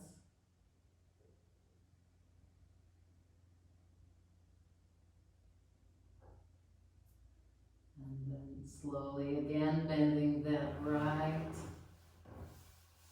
knee. Left leg comes down. We inhale to lift the pelvis just to settle the lower back again, back into the block. And now you can keep this height or even go lower with the block.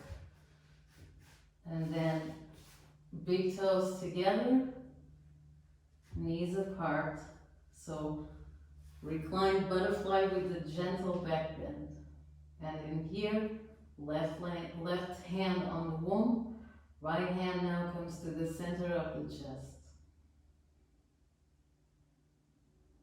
And we connect these two energy centers with our intention, with our hands, with our energy.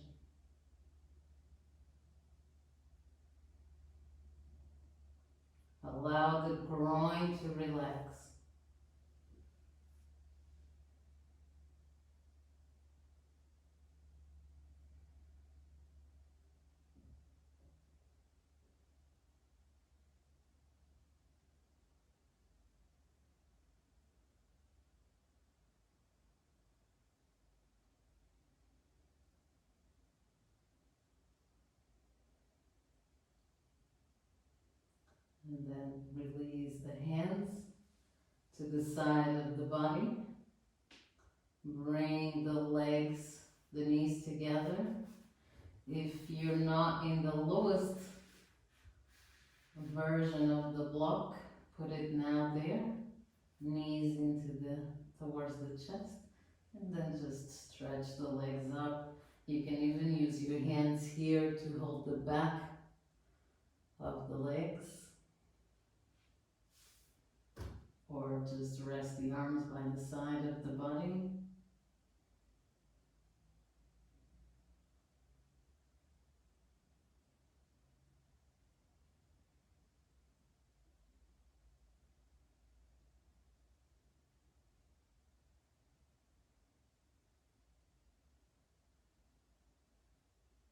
And then slowly bend the knees until your feet touch the ground, where you inhale and lift the pelvis up. Take your block away, and then slowly, slowly roll your spine all the way down. Good. Knees together, feet apart. Left hand on the womb, right hand on the heart. Relax.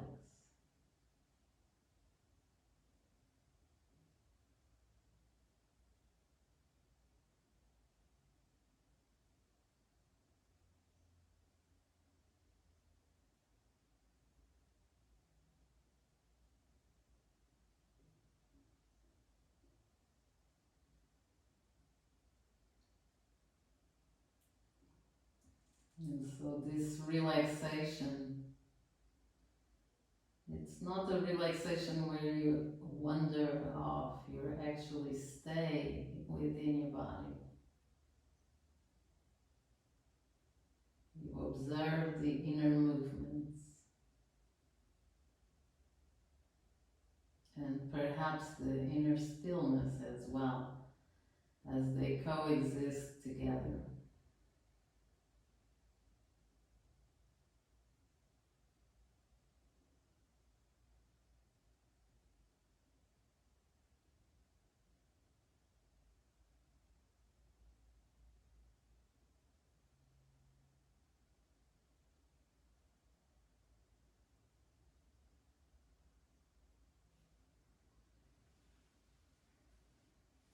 And then let your hands come to the side of the body, get a hold of your knees. We come to last pose, so we'll do happy baby. The hands, they hold the outside of the feet. And then from there we bring the knees towards the armpits, soles of the feet towards the ceiling, and shoulders open and relax. And just take some deep breaths here. Breathing all the way down towards the pelvis. Feeling that whole area expanding as you breathe in. And like a balloon emptying out as you breathe out.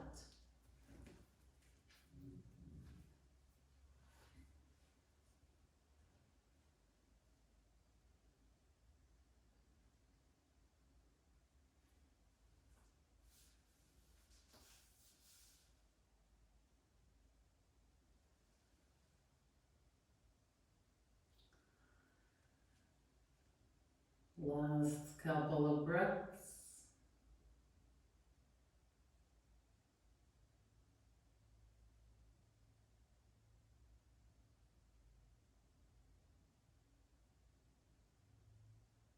And then slowly release the pose. And you can just relax in Shavasana. When you hear, so get yourself warm for Shavasana. That's another important aspect of warmth, is a quality that helps us relax. So if we, if we are in winter, which we're not at the moment, at least here in Europe or in the northern hemisphere, or if you experience cold in your body independently, but whether you are, then it's important to start generating internal heat so that your body can relax. If you're cold all the time, it's very difficult to feel relaxed. So keep yourself warm for Shavasana and just now relax and let your whole system absorb the practice. When you hear the singing bowl, just means you come out of Shavasana and we close the practice together.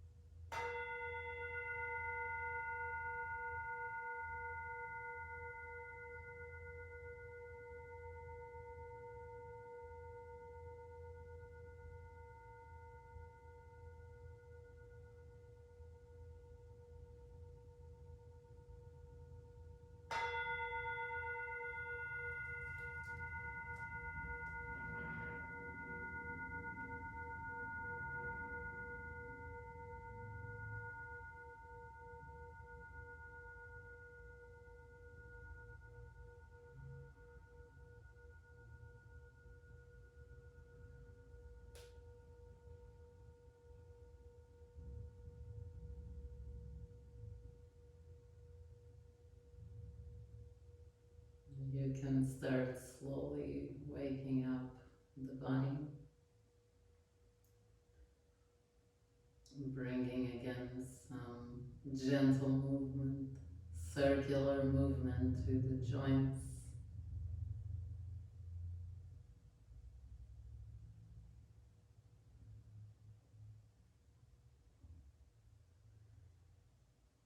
And then stretch your arms over the head, like if you would be waking up in the morning out of your super regenerative sleep. And then from there you turn into your right side, where you bring your knees as close as possible to your chest and you rest into this cocoon.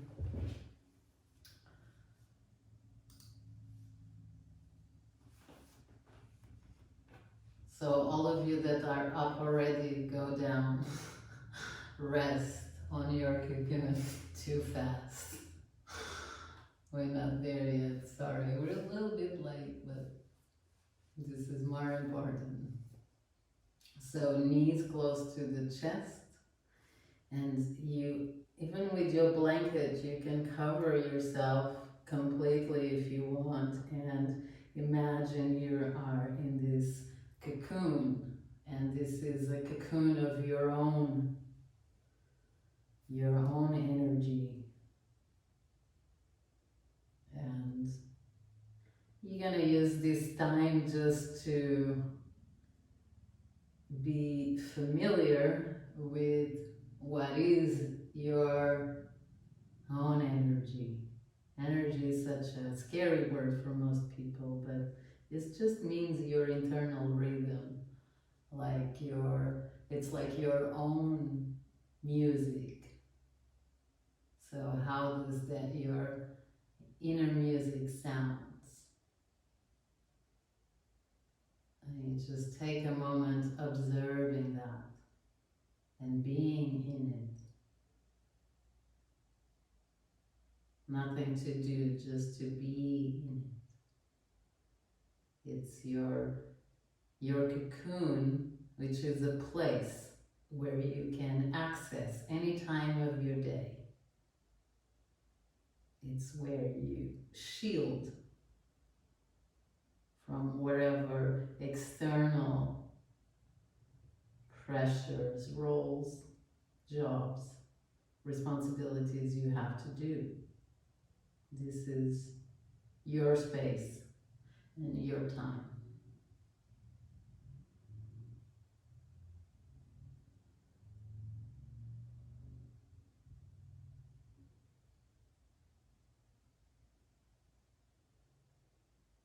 And so with this awareness, then we can be better prepared to go out into the world. So then slowly you can, with the support of your hands, gently come up into a sitting position.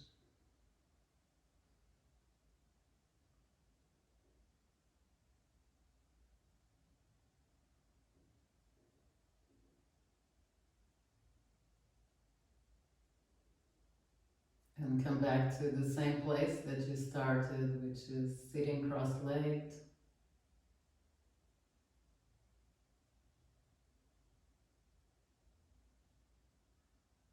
Spine straight, lower body grounded.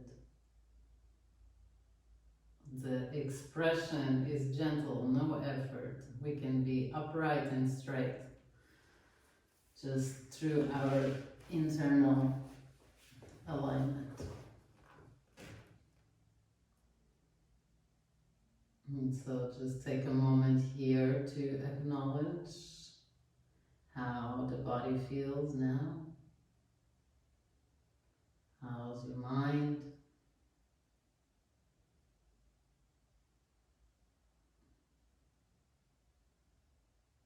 And how's your mood?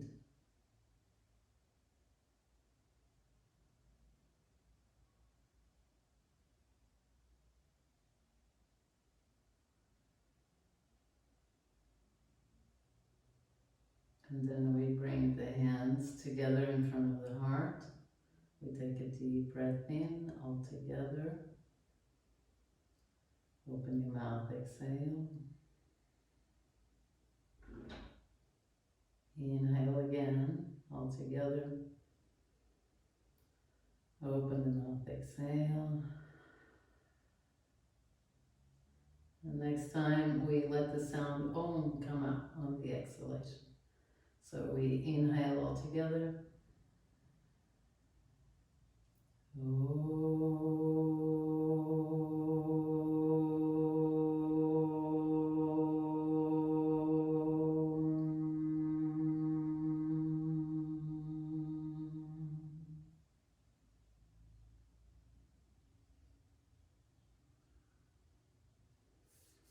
Slide the hands together.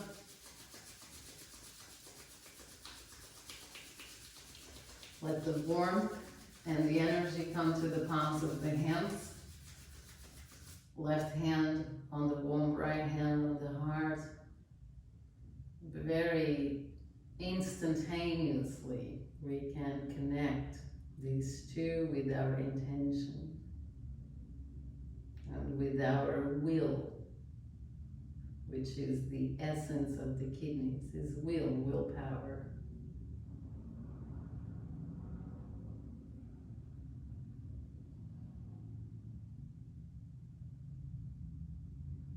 And then from there, we slide the hands all the way back to the kidneys, seeing how this area that we work through the practice feels.